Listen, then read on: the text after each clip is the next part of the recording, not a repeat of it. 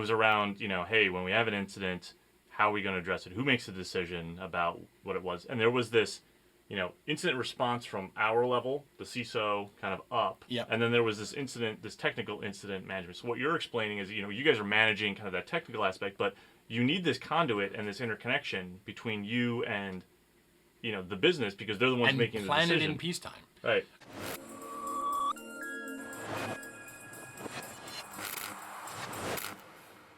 I've broken it down, at least for me, into avoiding risk, preventing things, but then catching stuff as far to the left of bang as you can. Sure. And making sure that anything that gets right of bang does as little damage as possible. Right. And then, really, it's a process problem. It's not like, what tool do I plug in? Right. It's who's doing the work. You might, or you might have somebody else do it. And then how do you get waste out of the process? So what if we had, like you said, you've got kind of this timeline. Let's take this timeline and let's put 2 ticks in it. One here, which is when an infrastructure breach occurs, which is largely inevitable. Right. And then one over here when the big bad thing happens, and we'll put bang next to that. Okay, so we've got infra, and and my audience knows I make no bones about infra. My Structure. spelling or You got it though. That works. my handwriting, and then boom. Right.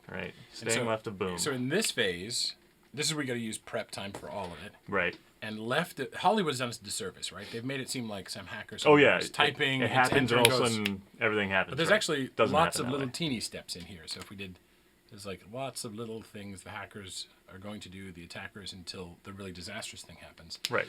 And so the idea should be, first, you want to avoid risk as much as possible.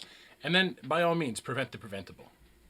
But I think one of the biggest mistakes that people make is saying that somehow there's some one new recommendable wonder product that's probably oversold. Right. That says, if you just did this one thing, you'd stop bad guys. Right, and that's not happening. That's And we're dealing with, well, this is kind of an important point. We're dealing with adaptable opponents. It's really human versus human conflict, not about machine versus machine, at least not yet. right. And I've said that to a lot of folks is, yes, it might seem as though it's all about technology, it's about systems, but there's a human on the other side of that computer making the decisions about how to attack you.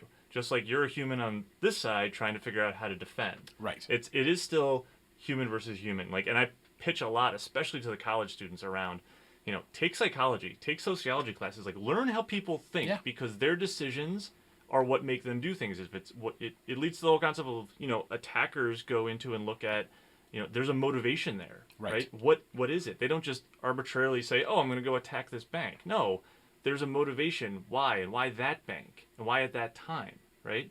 Yeah. In fact, the cyber criminals tend to do it as an ROI, right? It's they have a huge machine that they know how to put fraud through. Mm-hmm. And then the question is, where do they go for the most return and the least risk or cost to do so? Right.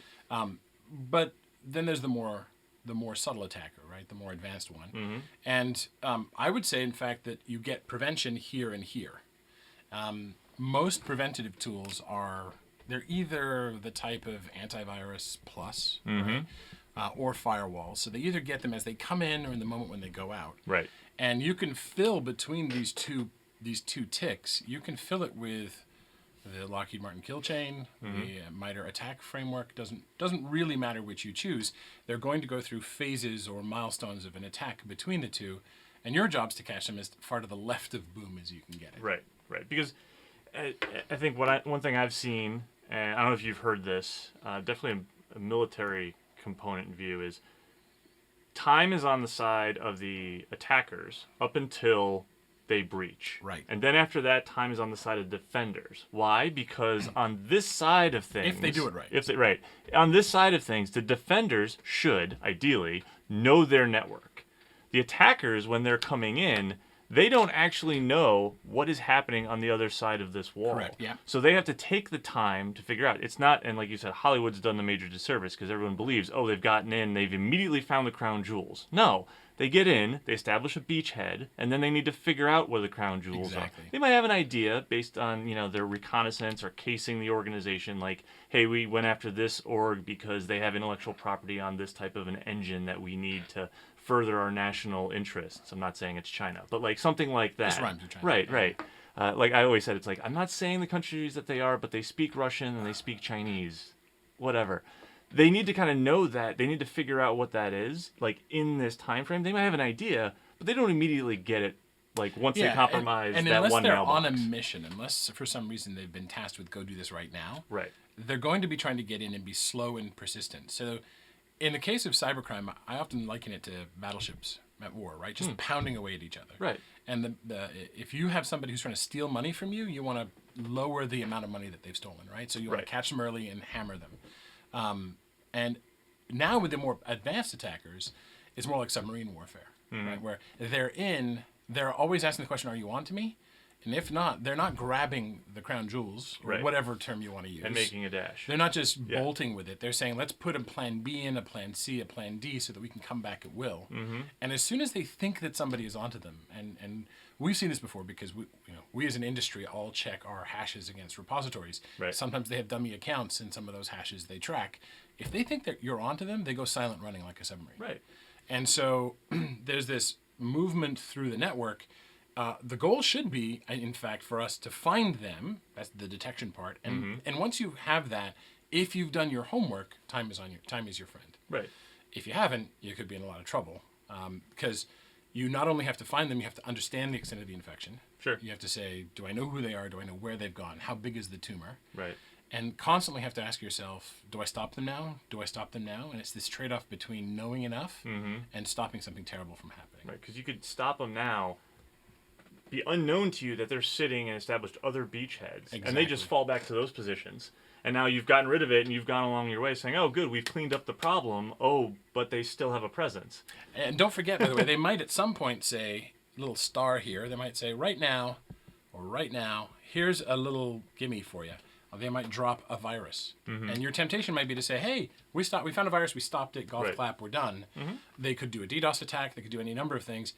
The point could be simply a distraction, or to see, are you really onto them? So the question becomes, how did it get there? Right. And what happened after? Because these could be sideshows. Yeah, total classic misdirection. It's interesting when you look at traditional criminal behavior and the aspects of that. It's all playing out within cyberspace. And what I really find interesting is most people can't make that leap to understand that this is crime or this is warfare, right? Yep. Depending on the type of actor you're working against. And for people to switch it and go, oh, because I understand how criminals work, I should be able to wrap my head around how to deal with this. But for some reason, there's this leap between, and I think it's, I'm going to challenge maybe some people out there about this, but I think people still have a real problem distinguishing or kind of whatever between physical and logical, right? And they're like, oh, physically I understand that guy broke that window, broke into the store, stole the jewels and left. Yep. He stole something. It was enticing. He could see it. It was there. It lives in the physical world.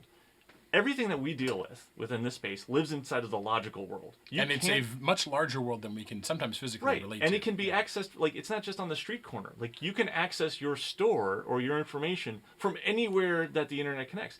So people have this really hard time to take that thinking of what is happening in the physical world and go, oh, this can happen in the logical world. Oh, and it can happen to me. And it's the same traits and behaviors that criminals and one of groups the are doing hardest in questions you physical. can answer, by the way, is have we had a breach at all?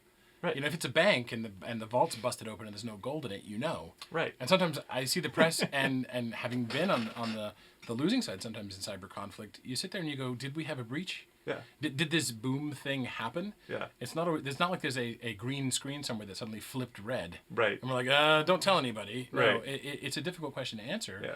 Because you've got to find all the traces that relate to where the information actually went. Yeah. The other thing that I've seen people do is they drop ransomware. So you might be tempted. So ransomware hurts. I've often described it when it's used by nation state as almost retrograde. Right? Because most of what we've seen as nation state behavior has been get lower, get slower, get persistent, don't necessarily do harm unless you're in an active fight. And they fight back now. Yeah, it's closer to espionage than it is all than it is warfare. like a skirmish or an actual battle on a battle line, right? Right. Infiltrate, get information, don't go detected. The longer you're there, the more information you can get. And then when you want to strike, you can strike. An outright battle is like we very saw hard, with the Ukraine, right? That they actually took off the shelf ransomware source, and it still had some stuff in it from cybercrime, and they used it to effectively disrupt the Ukrainian infrastructure, especially around financial services and companies in defense. And yes, that hurts, and you have to stop it. But it could also be a distraction. In fact, we saw ransomware drop that the various points here when they know that the forensics team's coming in, they just drop a piece of ransomware, and the IT department goes, "Oh, it's ransomware." Right. Automatic response is clean it up and Sure. clean it off. And I think ransomware is the one that I find really interesting in that distraction space, because if it's constructed correctly, you can almost clean your tracks or cover your tracks. Not just a distraction, but like, hey, now you can't even access the systems or do anything with the systems to do proper forensics. And then from that, even if you could, you're going through this layer of trying to get through ransomware as the issue first. And then is your team just so saturated? Well, the question is, that have you go, had the boom? Is there anything else going on? The question is, have you had the boom? Right. Because to the right of this, you when you get out over here, the job should be, how do you minimize damage, and how do you recover fast? Right. And I'm probably going to spell this wrong myself. So have you had the boom? Was the ransomware the boom, or was it just an episode here to distract you from what they're really doing? Right. And that's not an easy thing to answer. No, it's not. It's probably compounded for organizations as we're going through right now, rolling out and reviewing kind of the NIST controls, and we're starting with the beginning. So it's all around asset management. Do you even know what would constitute a boom inside of your environment? Do you know what your infrastructure looks like? And who would know? Right. Because sometimes the knowledge is totally dissociated from the mapping of the systems. Sure. The quest for the CMDB that's actually up to date with the business intelligence is this has been the ongoing quest of 30 years. Yeah. Hey, drop a comment down below if you think that you have the CMDB of all time, or you feel as though your organization is closest to having the most perfect CMDB. Or even just north of 90%. Sure, there you go. If you think you have 90% of the business value mapped out in a way that the security team in near real time would recognize it or could use it, then that's awesome. Like that would be pretty strong. Right. And conversely, I'd like to hear from anyone else on the, where you've seen that the CMDB doesn't exist as well. What have you tried to do or say to really push that agenda to get that updated? And what was the reasoning? Obviously these are good reasons here, is to maintain a current asset inventory and identify your crown jewels or whatever your intellectual property is. But what were the reasonings that you used to be able to get your organization, your IT departments to actually start constructing that and keep it up to date? I'm always fascinated by that. Like, what are the reasons? Like, we don't do it because, we're so old now that we just can't. It'd be too much work. It's like, well, it's called work for a reason. Like, come on. Well, so the other thing I think it's important to emphasize is the processes you use. Whether you have a big team or a small team or somebody else does a lot of it for you, ultimately there's a journey the good guys go through, right? So we often talk about the kill chain, and we've lionized the bad guys for years, right? Yep. I think I call it the hero's journey on the defense side. So what are the stages that you go through in the early phase? Let's say before you know that there's a breach, right, before the infrastructure breach has occurred, right up to when you first discover them, you're probably in a state of doing monitoring or doing some active hunting, looking for them, right? But then the clock starts ticking, and we have some bad habits in security. We've pitched everything in the SIM for a generation, which has stripped out context. Sure. If you have the CMDB, it's probably not layered into the SIM and probably not being used for triage or for alerts, which begs the question of, when you start, you've said, I've got an incident, right? And the phase changes for the defender. How do they track things down? How do they get rid of noise? How do they decide, I've got something, and then communicate it to the business stakeholders and say, it's touching the IP, it's touching the source code, it's touching our business secrets, something that actually matters, maybe privacy-related data. Sure. And then you say, so what do we do? And that's the tough thing, because you have to find them in here, run all those phases, and stop them before the actual boom. Right. And to the right of boom, you're minimizing damage, you're maximizing availability, you're saying, how do I prevent more loss of more confidentiality? So you do segmentation and things, loss of more integrity. But to the left of boom is when you've got to get that business context and technical context to the team that's making the decisions. Or rather, should be helping make the decisions. Right. This area, too, is our classic disaster recovery, business continuity. Like, organizations just traditionally spent kind of all of their money and time here because they believed in rolling out the scenario of smoking hole in the ground. Like, for some reason, everyone actually believed that their building was going to get hit by a meteor, or their data center was going to be completely flooded, or whatever. And it's interesting. It's good because now everyone can do that really well. So it's not like you're sitting there wondering, like, if this does happen, the enemy's nature out here. Right? The enemy's nature, and you can drill for it. It's meteors. They may come out of the blue sky or dark sky or whatever, but they don't intentionally dodge what you do. Right. So unless there's a truly cataclysmic event, which might be more important than your data center. Poor dinosaurs, for instance. then you can plan for it. And most of the things that you fail for over there, that first order chaos, stuff that's nature is the opponent, that's very different from when there's an actual human being who's navigating through and making intelligent decisions. Right. It's funny. It's the only part of IT where that's true. You can see probably now that this kind of static setup of DRBC is probably need to start changing to address this type of availability or integrity impact. Whereas before it was very clear. Well, let's say you get this down to 0. Right. At that point, barring the loss of confidentiality and integrity, which is important, then the business continues without a hiccup, really. Now you just got to deal with the consequences of having had a boom, but it's up and running. Right. And the website's not defaced. The bad guys effectively have not stopped the business. But on this side, man, this is the bit where the moments matter. And I often think about it as removing waste from processes in a classic business sense, right? If you look at Lean Six Sigma stuff, or you look at how people in operations in IT or in the business do things, they're obviously, they always lay out the business process, and then they look at it and they go, where's the waste? Like I went to rent a car the other day, and I spent an hour and a half in the line, and I had a reservation, like that old Seinfeld episode. You know how to take the reservation, but not how to hold it. And I'm thinking, this should be solved. Right. It should be as simple as you have a reservation, what's your number, here's your keys, there's your car. Right. And it wasn't. Huh. I'm not going to call it the company, but that's an opportunity for process improvement. Sure. Right? Same thing is true in here. And the processes that span the whole thing, part of what you do is your prep annually. Right? So how do you run through, if you can't do your CMDB, how do you find the crown jewels? How do you define what matters? How do you even make sure that the right people come together to make the decisions? Yeah. And that that you actually do a tabletop on it. Yeah. Well, how many, like, I love this discussion with folks when they're like, I don't know what my crown jewels are, right? It's like, well, let's start with an easy one. What makes you money? Like, you're a business, right? We're only talking mostly to businesses. Let's start with that. What makes you money? Yeah. It's like, oh, well, this process and this process. Okay, great. Now we have something to start with, right? Like you've identified that this is the system or this is the process that makes you cash. Great. Underneath it, what systems or set of systems, right, enable that to exist? Like, start with just that easy conversation. I think a lot of people make it and there's a lot of people with this hard. business knowledge out there. Right. Yeah. Oh, no, you need to engage the business. This is not security and IT coming up with this themselves. No, God, no. This should not be IT and security coming up with this. But actually, my point is that a lot of what we're doing in security, if it had this layered in, or people who know how to do that, would be be effective. They don't have to know how to do what we do. Right. Right? Because that's what we're supposed to do. Right. But they can bring that in, and you can actually run the same exercises. Sure.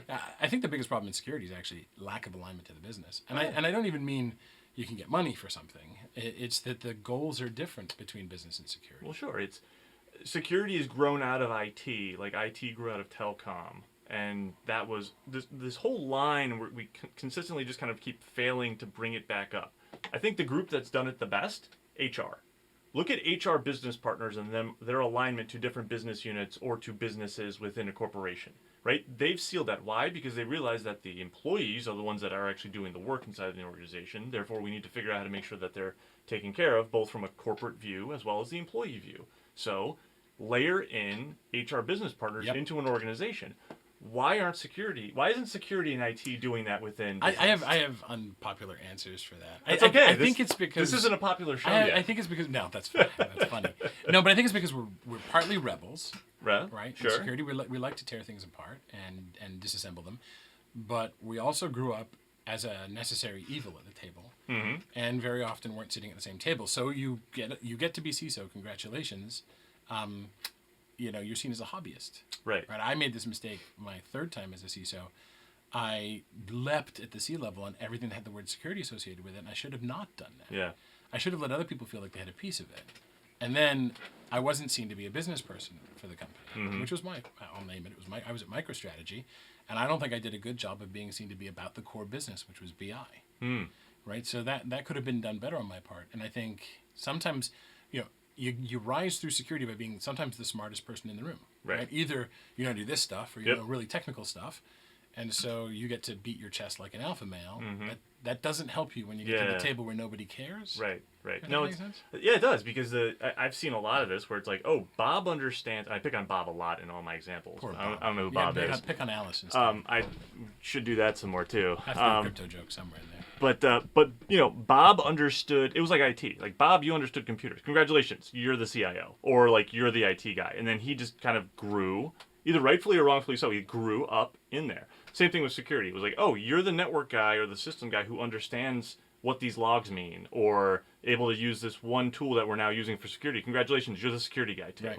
And then that person just kind of grew up within the IT family to now break out, and then they maybe broke out of that company and then got the CISO role and somewhere. heroic work. Sure. And doing really important stuff. Yeah. But largely more and more, should we say, not understood by the rest of the business. Oh yeah. It's like, oh, more of that stuff, just give it to Bob. Right. And it's the view probably traditionally has been, we don't understand it, right? Give it to Bob, but we know we need it taken care of. So you are the only guy who can do it. So congratulations. But our expectation is that you will take care of it. Right. But we're gonna go over here and do business things, and you go make all those do your problems. thing, Yeah, you we'll make do those ours. problems go away, Yeah. and don't come back for money. Well, during during the first time where I got to a boom scenario in a breach, I was shocked to find out I wasn't the star. That in fact the CEO, the chairman of the board, the chief legal counsel were the ones running it, and I was just a participant at the table. Until that moment, I was a natural thought that I would be in charge of it because Right. nobody cared about this stuff. Didn't work that way. Not the case, huh? Unfortunate. I like.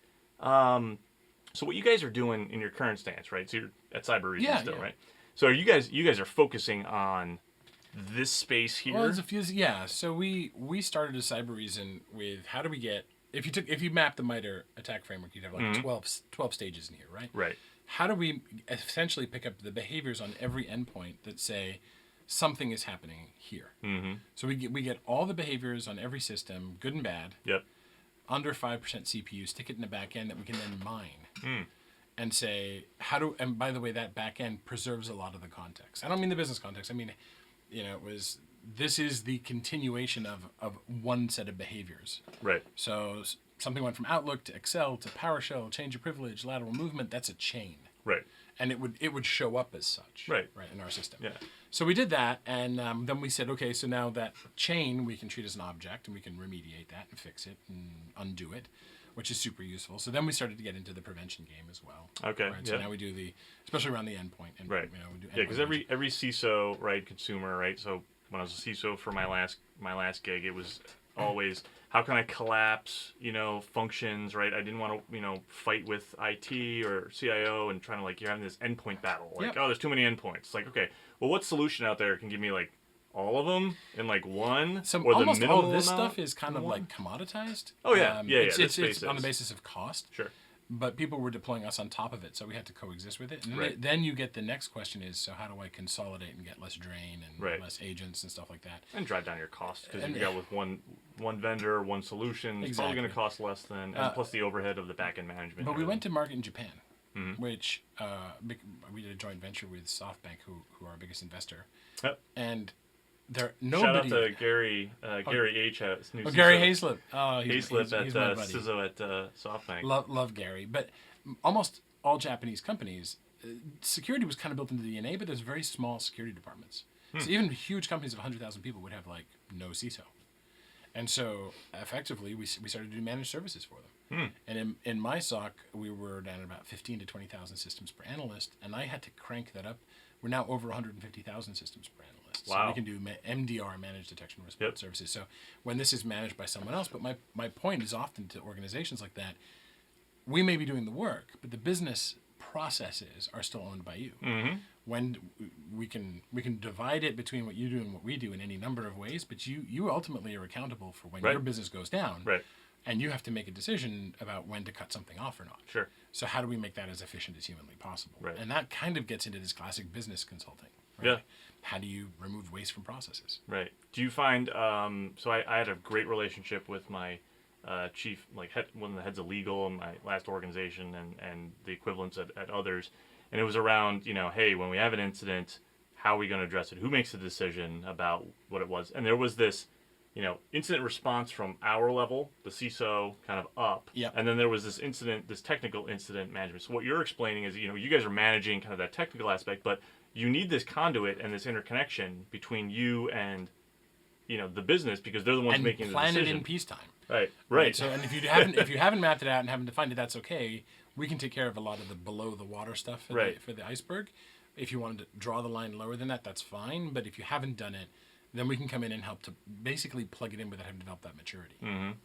which is a big step. But they still need to own, right? I think one of the things, and I talked about this on another video. They still own it. I mean, Right. we'll all be held collectively accountable, but Right, at the end of the day, it's your business. It's your business. Right, we're a vendor too. We will suffer. Nobody will look good. Right. But if it goes down, your business dies. Right. It's your brand, not whatever. Your brand, your revenue, your IP, your customers, your liability. Yeah, nobody knows the managed services that were doing security behind Target and Home Depot. Yeah, you don't hear about that. Equifax, and like nobody knows who they are because nobody cares, right? And it's at the end of the day, it's not their company, it's the other one. Well, the hope was that MSSPs would find the needle in a haystack, right? That's why we got all excited. But the fact of the matter is they're usually P&L relief, and probably politically incorrectly, but then again, you said this isn't quite popular yet. They're like puppy mills to a certain extent, right? That you've got these analysts in cubes wanting a better life, right? And they're in these farm cubes, and they're never calling the customer and saying, "I found something." So if they're just P&L relief and managing logs, that's fine. Yeah. MDR is supposed to actually be the thing that goes and finds the needle in a haystack, right? Whether it's done by us or anybody else, right? Yeah, active threat hunting, taking it kind of to the next level, being proactive in your customer service. Right. And by the way, a lot of the stuff that you see here, if it's only differentiated on cost and isn't helping you to find stuff faster, it should probably become an IT process. Right. Yeah. That makes sense. Firewall rules, updates, even patching. Oh, yeah. Yeah, should all be IT. No, I love the. I think you said you made that mistake early on, and I definitely made that mistake. I volunteer my weaknesses too often. Right. No, but where you said, oh, it says security, I'll take it because I'm the CISO. Yeah. It's like no, not everything. No, we all have to. Yeah. Not everything that has the word security in it needs to go to the security team, right? Certain things. I've always thought that in here it's ideally closer and once an incident happens, it's a totally different role for the CISO. But over here, you're advising and guiding, leveraging a matrix team within IT. You're helping them kind of see and manage, because you're not going to necessarily have, the biggest team. Chances are you and your security, you and your security team came out of the overall IT budget, so you're literally just robbing Peter to pay Paul if you're just taking bodies out of IT. So you need to really kind of work with them. It's like, how do you empower your firewall admins, who are ideally sitting in the network team, to make the good decisions and do the right things? How do you get the, maybe even their EDR solution has a, capability that the engineering team or even the help desk can use? How do you empower them to be doing that? What new value can you give back? Right. It's just like, oh, it's just security. Let's sit over here. Oh, and you only get 2 people to do it. It's like you are a recipe for failure. I explained this to a CFO once. I said, would you be happy if everybody here said every time the word budget appears, it just gets sent in an email to you? And he said, no. And he's like, don't you want a budget? I said, yeah. Don't you want security?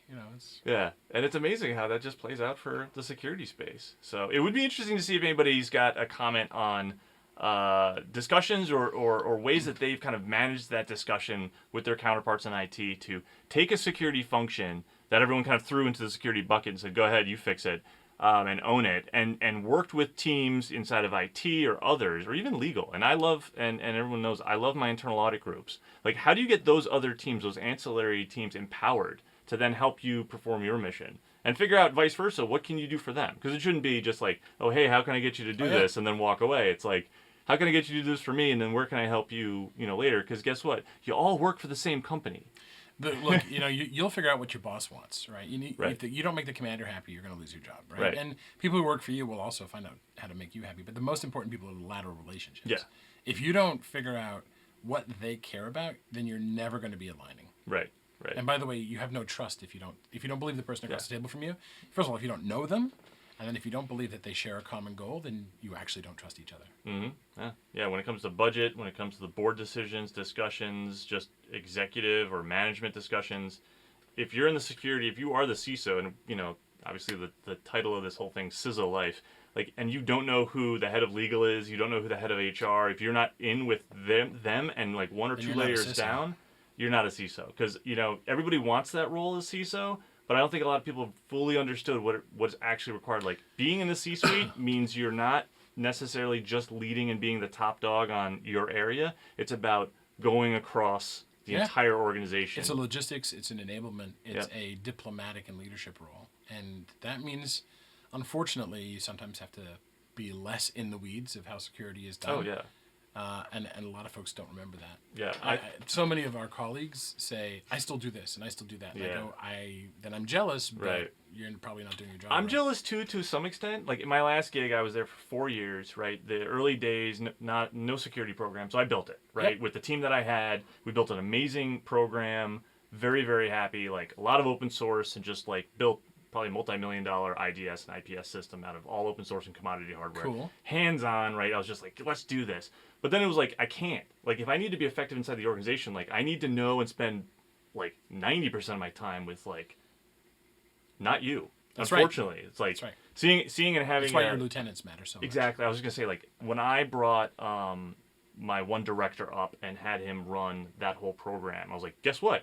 You're in charge of operations. Like, you tell me how operations are going. I trust you. Run it, manage it. But I'm gonna go do what a CISO should do, and make sure that you are best positioned so that you can be effective. Like clear blockers, right? Like Taylor Lehman's huge on that saying. He's like, his job and his role and view on get obstacles his out. team is just like, I just remove blockers from my team. Like that's his focus. Is just like make sure that they're empowered. He's He right doesn't to want to that, be yeah. involved. Right? Yeah. No. It's the way to be. I wholeheartedly agree with it.